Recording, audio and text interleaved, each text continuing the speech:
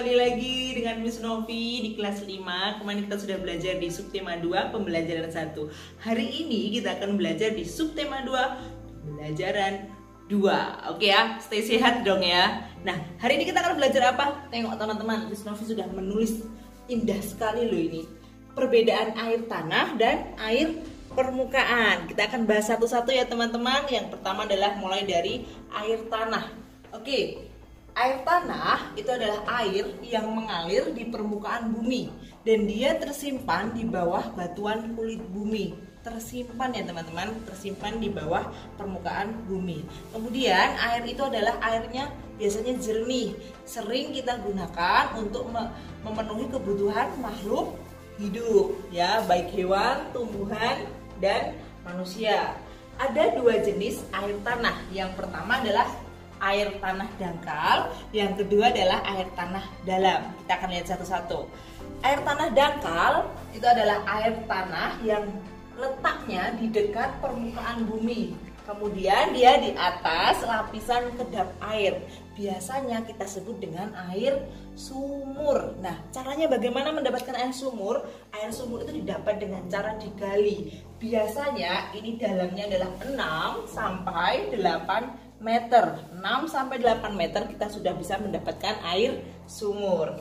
Kemudian yang kedua adalah air tanah dalam. Dia letaknya jauh dari permukaan bumi. Dia di antara dua lapisan kedap air. Dia sangat jauh, maka dia tekanannya sangat kuat. Sehingga misalnya di dua lapisan, bisa digambarkan.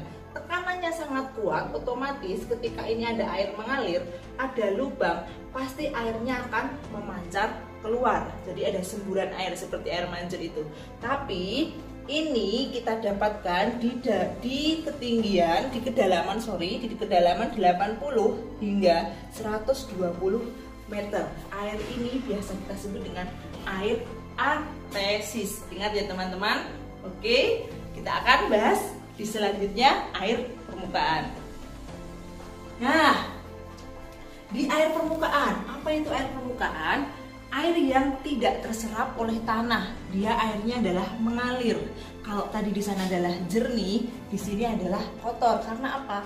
Ini akibat dari erosi teman-teman.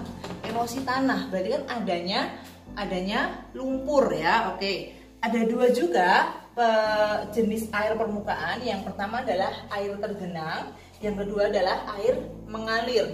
Yang pertama, air tergenang, berarti dia tergenang dalam sebuah tempat begitu ya, dia tidak mengalir. Jadi ini hanya air. Nah, contohnya apa? Pasti kalian tahu ada danau, rawa, dan laut. Kemudian yang kedua adalah perairan mengalir. Jelas dia akan mengalir dari yang tinggi ke yang rendah. Contohnya adalah sungai, gletser, atau salju. Oke teman-teman, sudah jelas mengenai perbedaan air tanah dan air permukaan?